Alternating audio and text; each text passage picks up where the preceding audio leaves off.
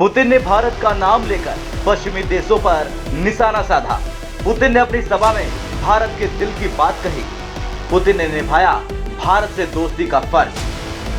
Putin के बयान से खुश होंगे भारतीय। ये है रूस के राष्ट्रपति व्लादिमीर पुतिन, जो समय समय पर भारतीयों के लिए कोई ना कोई बड़ा काम या फिर बड़ा बयान दे ही जाते हैं, जिससे हर भारतीय गदगद हो जाता है। अब एक बार फिर से पुतिन ने अपनी सभा में भारत का नाम लेकर तहलका मचा दिया और पश्चिमी देशों को समझा दिया कि भारत के लिए रूस कुछ भी करेगा।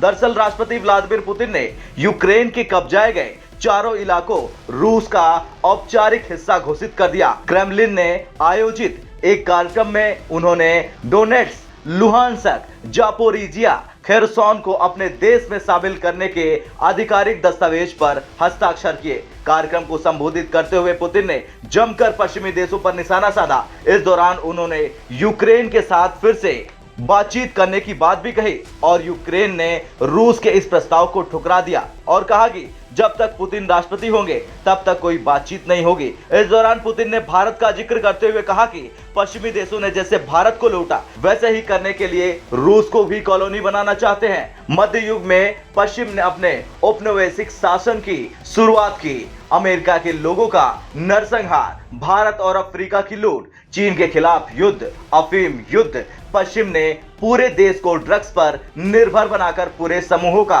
नरसंहार कर दिया। वे जानवरों की तरह लोगों का शिकार करते थे। यही सब के लिए पश्चिमी देश रूस को कॉलोनी बनाना चाहते हैं। हमें गर्व महसूस होता है कि 20वीं सदी में हमारे देश ने उपनिवेशवाद विरोधी आंदोलन का नेतृत्व किया, जिससे कई देशों को स्वतंत्रता मिली।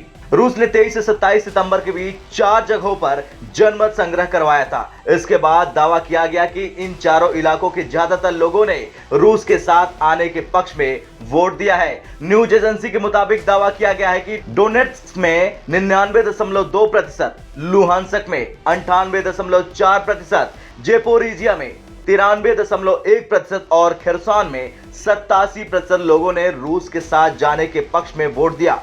खैर, रूसी राष्ट्रपति ने जो कहा वो कहने की हिम्मत कोई नहीं कर सकता और अभी हाल ही में रूस ने यूएन के महामंच से ऐलान किया था कि वो संयुक्त राष्ट्र सुरक्षा परिषद यानी यूएनएससी में भारत की परमानेंट सदस्यता का समर्थन करता है, जिसके बाद खुद को सुपर पावर समझने वाले चीन के दिमाग की बत्ती ही गुल हो गई। गुल ऐसी हुई कि वो शांत हो गया और रूस ने दिखा दिया कि जितना भारत रूस के साथ कंधे से कंधा मिलाकर खड़ा है, उतना रूस भी भारत के साथ। Realities.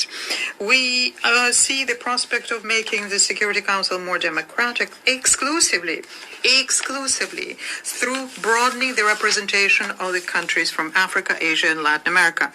We note India and Brazil in particular as key international actors and worthy candidates for permanent membership within the Council, whilst at the same time unilaterally and mandatorily raising the profile of Africa.